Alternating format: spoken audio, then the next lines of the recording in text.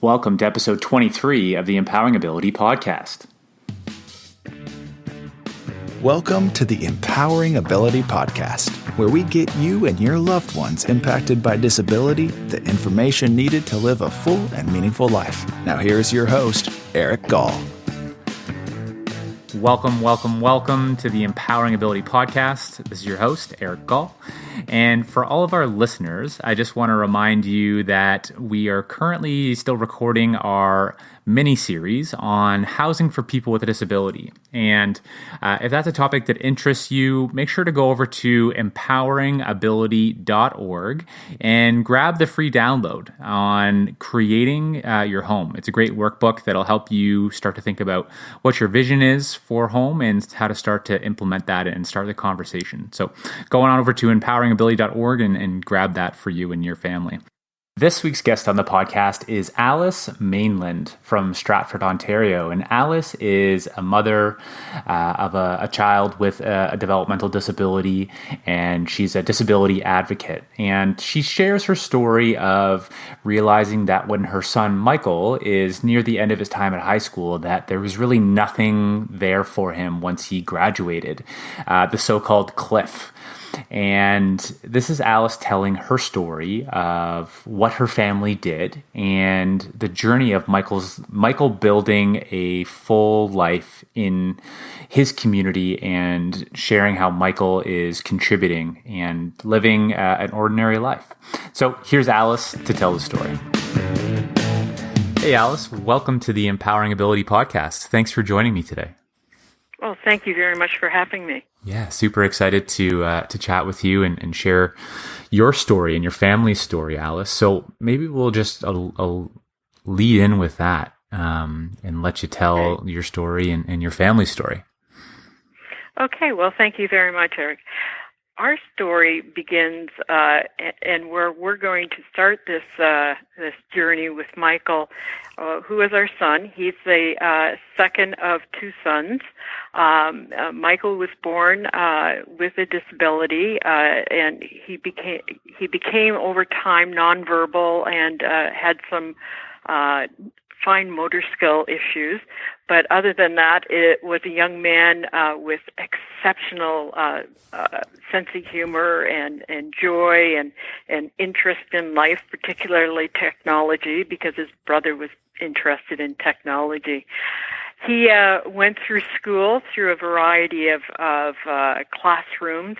As we here in Stratford, Ontario, we had what I called a population explosion. There was a good number of children born around the 1976 to 1980 time frame who were disabled with a variety of disabilities, and the classrooms were growing at a very rapid rate, and Michael wound up in many, many different classroom situations. The great thing about that is he learned to accept change very readily.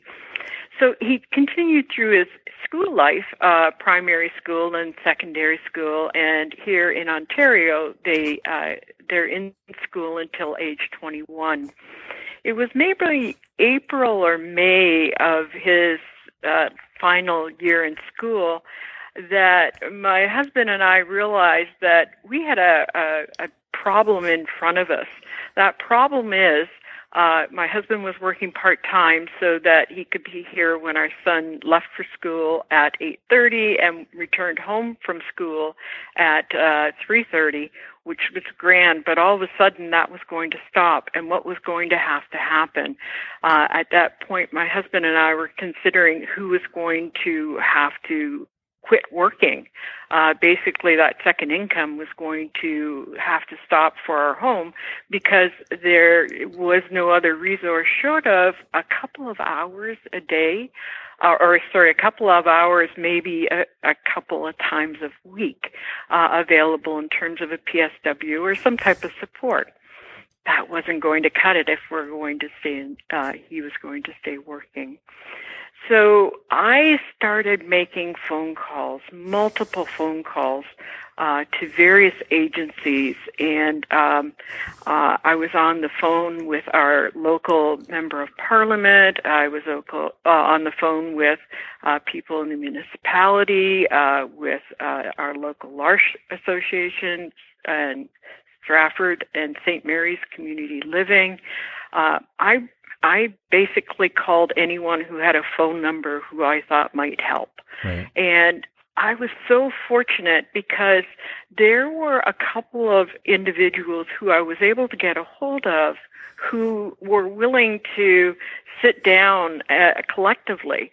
So we were able to pull several agencies together and came up with a strategy. And I was, again, I was so thankful. We were able to piece together before and after work support. We were able to piece a day, a couple hours during a day program.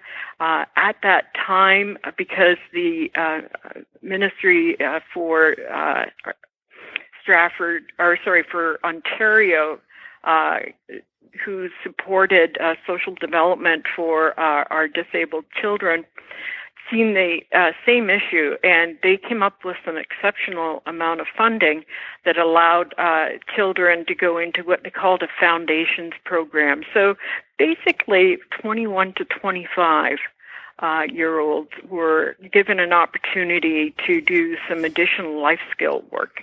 And because of all of those calls, not just from me, but other parents who had the same issue, we were able to accelerate that in Stratford and pick up a portion of that. So basically, it was a patchwork, but it was a patchwork that worked because people wanted to help. They just didn't have all of the answers.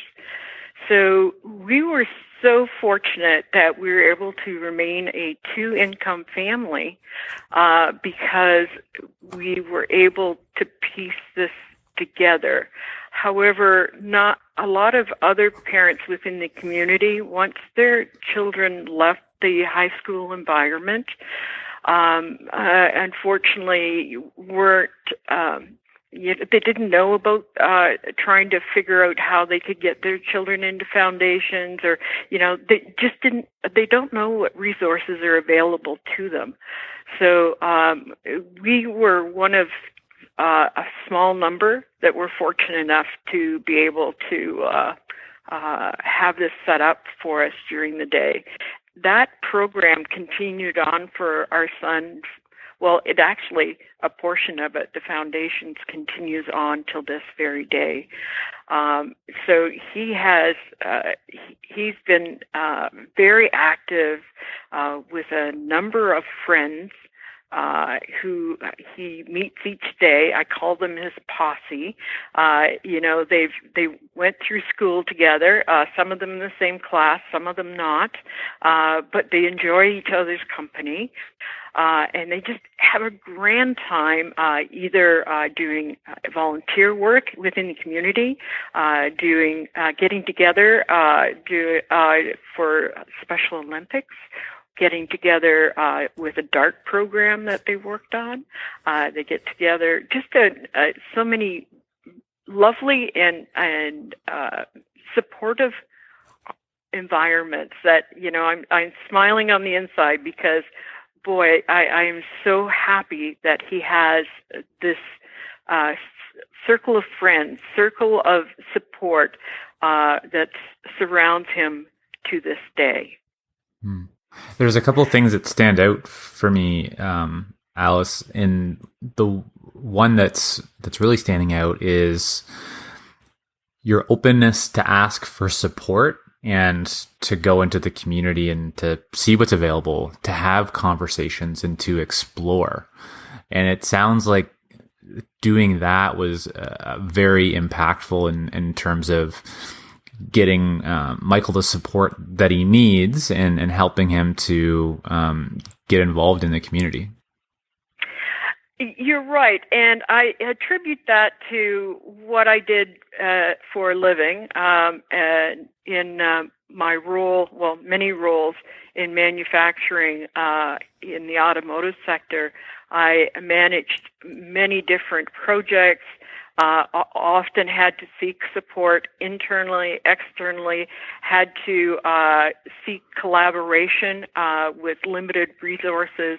So I was fortunate. I was able to apply those skills in a different arena.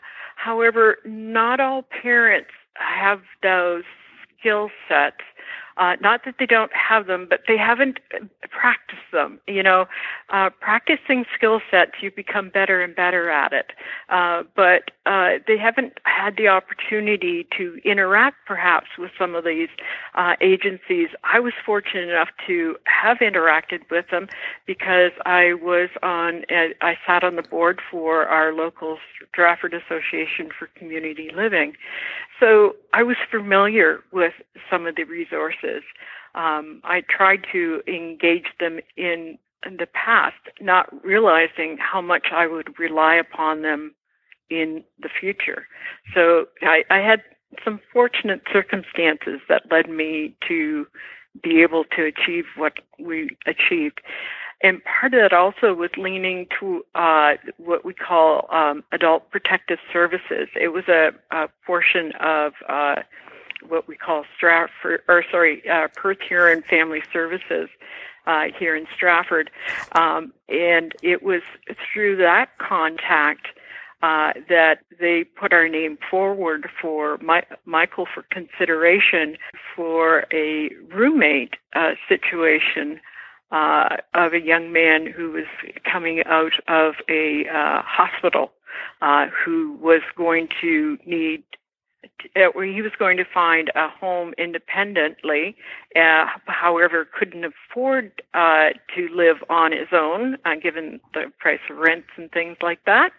So it was through that contact that I'd made 4 or 5 years in the, prior to it, that they reached out and said, hey, I think these two guys would be a great fit. Do you think that you would be interested? And, here we had our son at 30, I think he was 31 or maybe 29, at the time.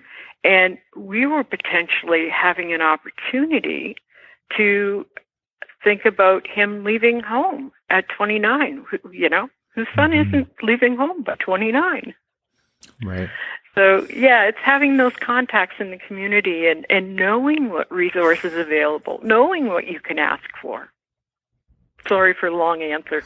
No, yeah, that's perfect. I mean, building those relationships, right? Sounds like it opened a lot of doors for your family, and it opened a lot of doors for Michael. And maybe you'd be able to share a little bit about, I guess, Michael in his home and what that looks like and what Michael's life looks like today. Excellent. I would love to do that. So Michael did move into a home with another young man, and they were supported during the day. Michael continued his foundation support, and the other young man supported through St. Mary's Association for Community Living. So I'm going to start with the journey of looking for the home, because that kind of fills in where we are today. The journey was actually with St. Mary's Association. We started looking for homes that had a 2-bedroom, of course, for the young men, but also something for what we call a supportive neighbor. The supportive neighbor was an individual who would be there and available to the young men during the evening, so from 11 p.m. until 8 a.m. So when we started that journey in many of the homes that we looked at, my first thought is, okay, I'm all right with the apartments they're looking at, but the supportive neighbors apartment didn't really always impress me. It would be at least a 1-bedroom or a 2-bedroom. And the reason why that was important to me is I think if we're going to have supportive neighbors join the life of these young men and be there helping them, but also being their neighbor, you'd want to make sure that they stayed for a length of time because they felt it was their home. To me, when we started this journey, it was important that the boys and the supportive neighbor believed this to be their home where they lived and enjoyed community. So I and my husband made the decision to go looking for a duplex ourselves. And this would be something that was meant to be a two-unit home with the proper amenities, meaning a really nice kitchen, good living area or general gathering area, and a decent-sized bathroom and bedrooms. And some place that we believe a supportive neighbor would enjoy to live and want to stay, as well as the young men. And the parents of the other young men and ourselves went looking for homes, and we looked through a few, and we made a decision, and on one that has this beautiful backyard that the boys have enjoyed a lovely garden out of, and have done many gatherings around a fire pit. They've had a lot of parties there, but aside from that, it was just a great home. So we decided to make the purchase ourselves and became landlords at the same time our son was moving into his own home. So this home, his first supportive neighbor was actually someone he knew, my son knew quite well, and the other young man knew through interactions in the community. And off we went with the supports surrounding both young men during the day. And in the evening, is if they needed any support, the neighbor was always there.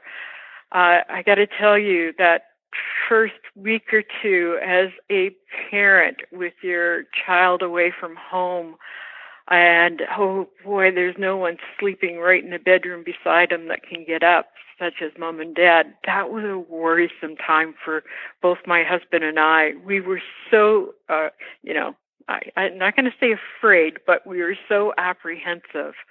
And however, our apprehension never came to realization. He was very successful in his home. He enjoyed his home. He enjoyed his roommate. The two of them had many connections in terms of things that they enjoyed, such as antique toys, some of the shows that on TV, some of the retro shows on TV, heading out into the community. So it's even to this day, his roommate, who he started with, has gone out on his own into a small apartment as he grew and has worked full time now at a community or at a store in the community. Michael has a new roommate who's moved in recently, and where the previous roommate was kind of supportive and brotherly to Michael, Michael has the opportunity now today to be the supportive older brother and monitor and help and guide his new roommate. Again, huge change. It only happened recently, but it's been great for Michael to be able to experience that because roommates do come and go, and he's gone through that fabulously. As roommates come and go, so do supportive neighbors, and the boys have had more than a couple in their life. But today, the supportive neighbor they have has a dog, and this is the first time.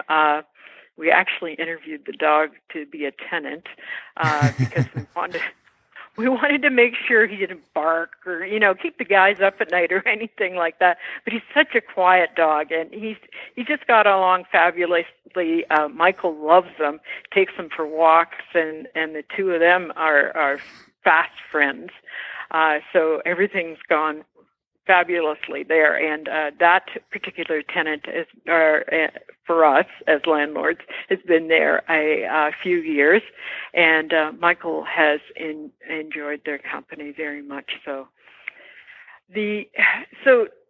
today, Michael lives in Stratford in his own home, and it's his home. He feels very much like it's his home. Why do I say that? Because he does his own laundry, he hangs it out on the clothesline. He makes several of his meals per week. Others are made perhaps by staff or the other roommate. He gets the mail for himself and the neighbors. He's just having a grand time enjoying the location and all of the friends that he's made within the community. In fact, one of his good friends from school lives down the street, only a few doors down.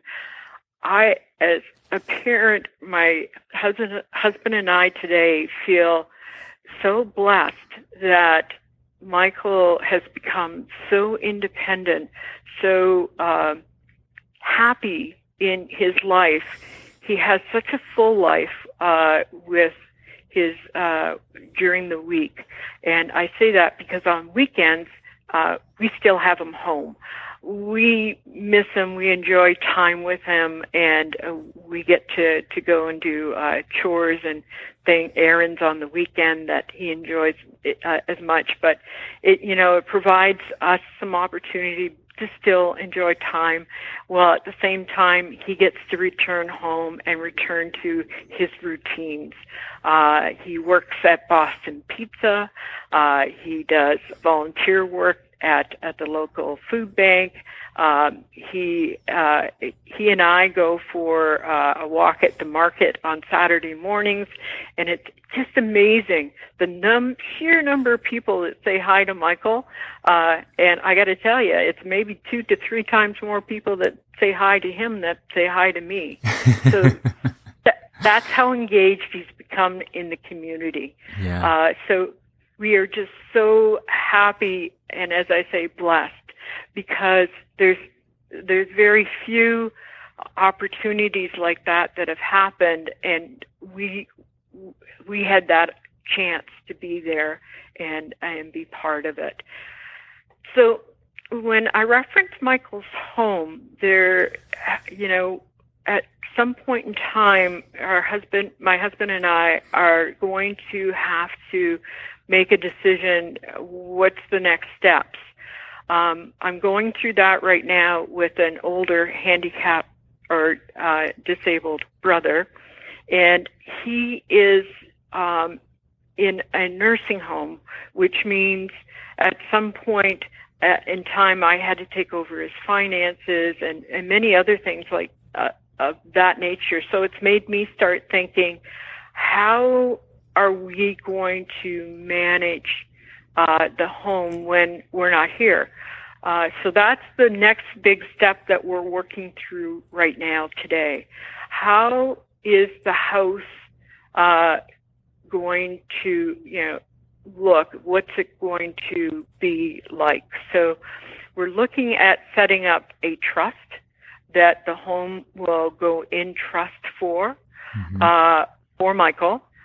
It will be part of our estate or part of our will.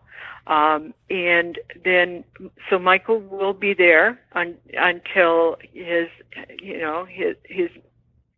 as he matures and as he ages. He'll always have a home. And then, the house and how it is managed is the next piece that we're trying to figure out. We're looking at what we call micro boards here in Ontario that might be able to manage these types of homes. That what I mean is the tenants, the payment for them, managing, making sure the facility stays in good repair, that the roof is replaced when it needs to be replaced, things like that, just upkeep and maintenance. And why it's important to me that we take a look down the avenue of microboards is Michael does have an older brother, but he's a little bit older. And not that he wouldn't be willing to take that obligation on, but he doesn't live within the same community. So he's not always there to see what the needs might be. So, and also he may predecease him. So I want to have a better support system in place to ensure the home stays there and running in a manner that is comfortable for the roommates, Michael and whoever his roommate might be, staff who may support during the day. Also, it's nice to have a good location where they have a desk or a table to work at, and also that a supportive neighbor is able to live in and feel that they belong, that they're not there working, but they're there enjoying life with both young men. Mm-hmm, mm-hmm. So what I'm hearing is you're taking that experience or that life experience that you had with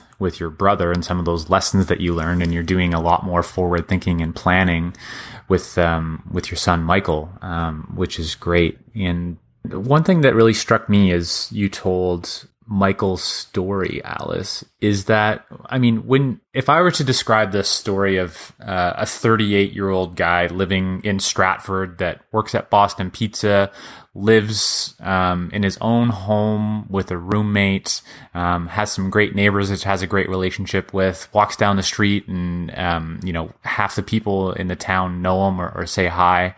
Describing the story like that, I wouldn't think that Michael has a disability or is nonverbal.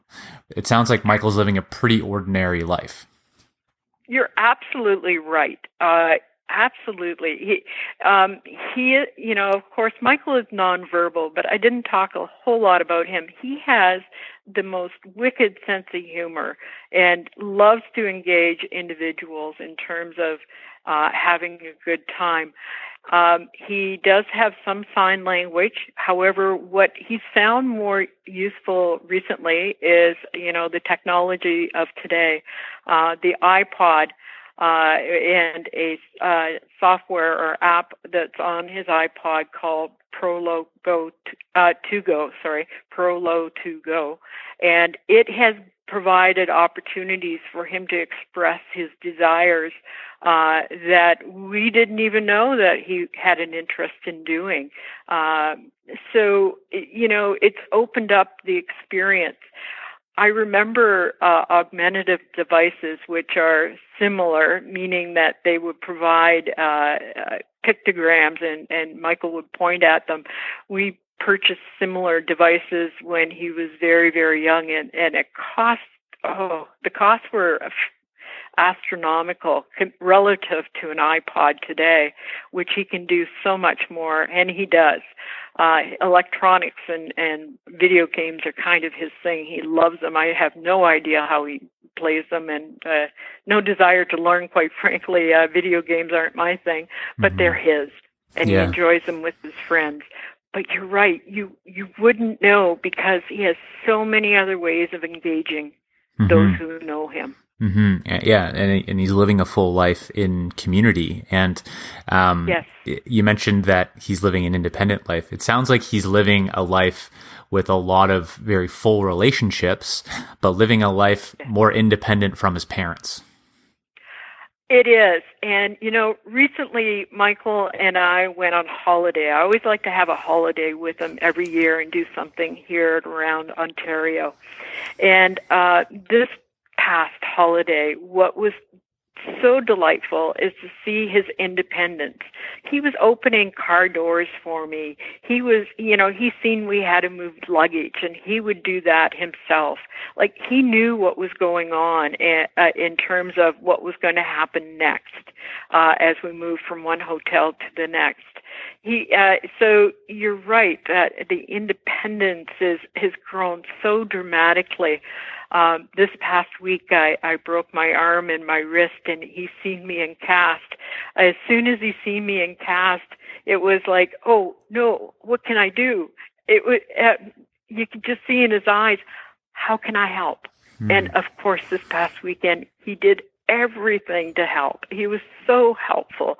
So he's just such a considerate young man, and he's grown so delightfully. You know, as a parent, I couldn't be more happy. Given my initial,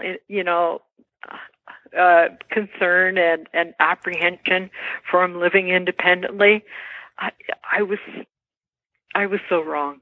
It is something that I am so proud to see how he lives today. Yeah. So I'm sorry to hear about your arm. I do silly things around the farm, so it's my own fault.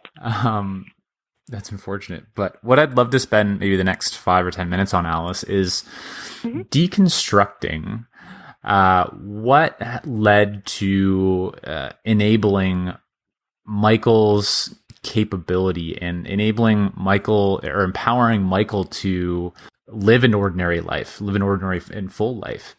So maybe from your role or perspective as a parent, and then what, I guess one of the things we talked about was as part of that success was asking for help and building relationships. So kind of deconstructing some of those pieces like that has led to Michael's success in living that ordinary full life. Is there anything that comes to mind for you that are those key pieces that helped along the journey? One of the things, and I've noticed it, recognized it again more recently, and it is interesting as a parent to see. It's actually the opportunity for Michael to learn with others. In a school setting, peer support, most of us learn through our peers, correct? So I'm seeing that with Michael as well. He's had the opportunity to learn from his roommates.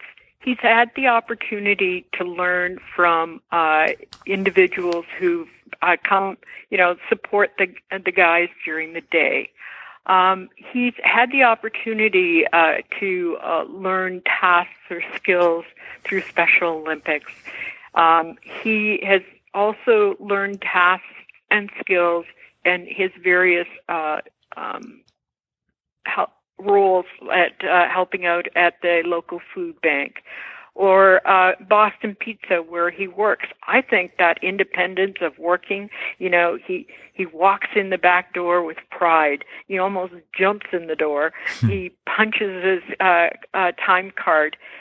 He gets the vacuum cleaner out. He's smiling the whole time he's doing it. But it's not mom there supporting him necessarily. It may be nobody, or maybe one of the staff. But he's enjoys I'm not going to say showing off for others, but he enjoys that opportunity to show others his skills. That's probably the best way to put it. Yeah. And why I say that is recently Michael started horseback lessons with me. We live on a farm, and I run a boarding stables. I have my own horse. Michael, he always used to know when I'd go to the barn and give me about 15, 20 minutes. He knew I'd have the horse tacked up. He'd come out, go for a ride, and come back in the house. It was kind of like, hey, Mom's done. Let me go get on. And he enjoyed it, but it wasn't a big deal for him. Now, somebody brings him to the house. They're recording him so that we can see how his skills are growing.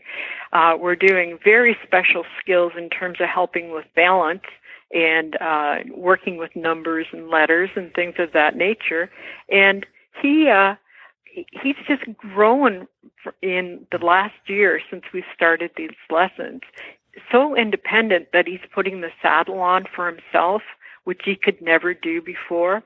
It's giving them the opportunity But for him, giving him an audience kind of helps too, just because he loves having people around him. He loves to show them what he can do. Yeah, that's awesome.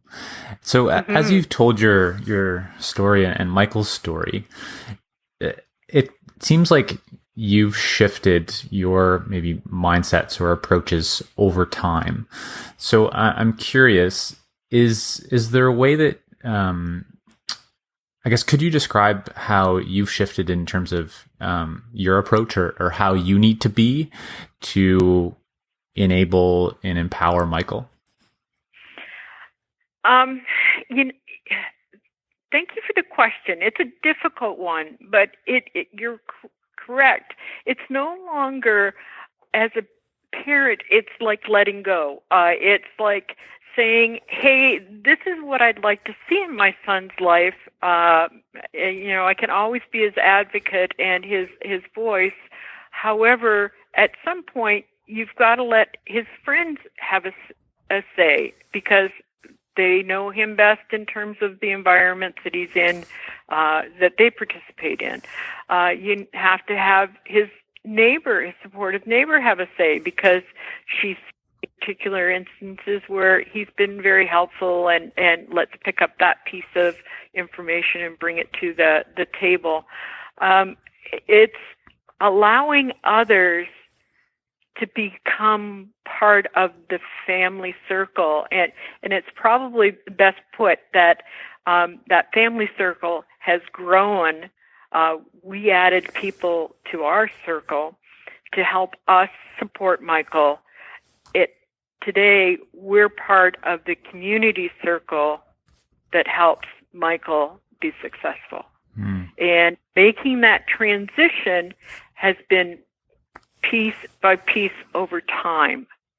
It used to be, if anyone was going to be in Michael's life, I would want to interview them and understand their skills and provide them guidance and all of these things I thought they had to have.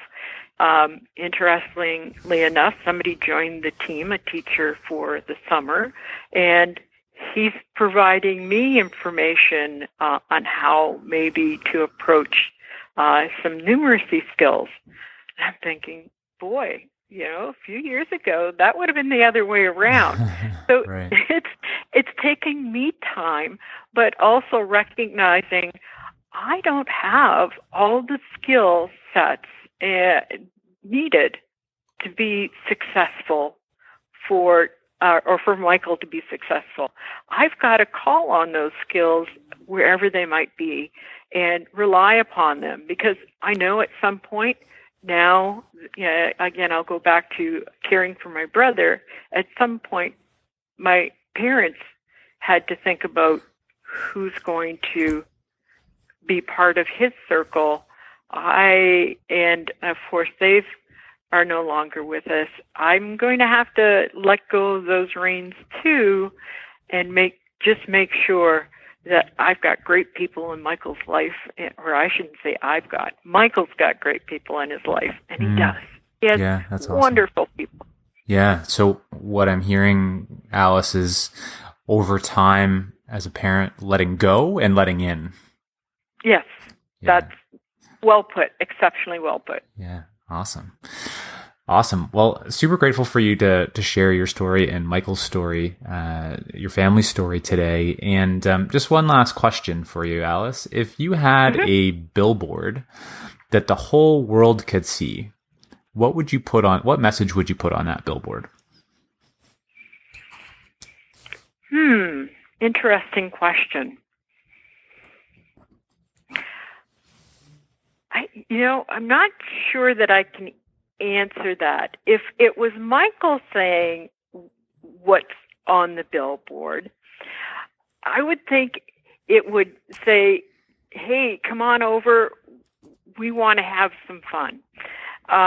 It's just, life is so short. We have to enjoy life. Can we find ways to invite the community in to find that enjoyment? And I'm not sure that's a billboard, but it's Yeah. It's really about how can I enjoy my life? Because that's what you want to pop out of bed every morning and get on with your day because you know you've got great things in it. And that's what I see today for Michael. Yeah, awesome. That's a great message for all of us. Yes. Yeah. Well, I'm super grateful for you taking the time to chat with me today, Alice, and share your story. So thank you very much. Oh, I'm so glad for the opportunity to share Michael's story. It brings me great joy. Great. Thanks, Alice. We'll talk soon. Take care. Bye-bye. A big thank you to Alice for coming on the podcast today and sharing her story and her family's story.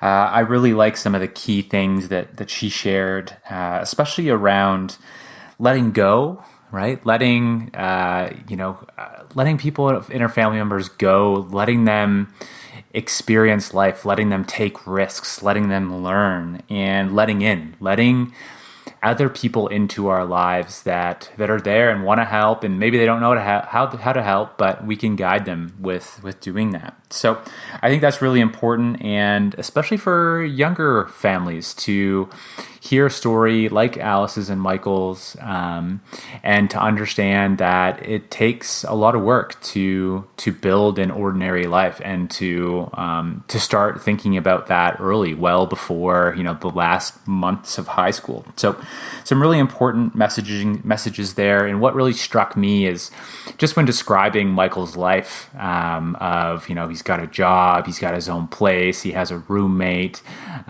he's involved in the community, and people say hi to him. And describing Michael like that, it doesn't sound like Michael. Michael doesn't sound like a typical description of someone that you would say has a disability or is disadvantaged. And I really love that. And if housing is something that you're working on, feel free to go to the website and get the free download on creating your home. So there's this great workbook that's going to help guide you through creating your vision and starting to implement your vision for what your home looks like. So go on over to the website. It's empoweringability.org. And I think you'll get a lot of value out of that. I'd like to thank all of our listeners that have left us a review on iTunes. Your reviews help me understand what I'm doing well, what I can improve on the podcast, what you want to hear. So it's great feedback that you're providing, so please continue to do so. Also, by leaving a 5-star review, it helps other people find the podcast. So thanks so much for those reviews, and keep them coming. So next week on the podcast, we have Jackie Goldstein, author and educator, coming back onto the podcast for the second round. And when I had the opportunity to interview Jackie, we talked about stigma and Patrick Corrigan's work around stigma. And Jackie writes about stigma in her book, Voices of Hope for Mental Illness, Not Against, With. And in her book, she has a chapter dedicated to stigma. And it's a really interesting conversation about how to shift people's perception of us. So how to beat that stereotype of, oh, that person has a disability, they're different. And how do we form those common understandings? And what are the most effective ways to do that, to help people in society understand other people with disabilities and look at them just like any other normal person. So really good podcast, and I think you're going to enjoy that. And as always, thanks for joining us today, and we'll catch you next week. Thanks for listening to today's podcast. Visit us at empoweringability.org for more podcasts and resources to help you and your loved ones impacted by disability build a full and meaningful life.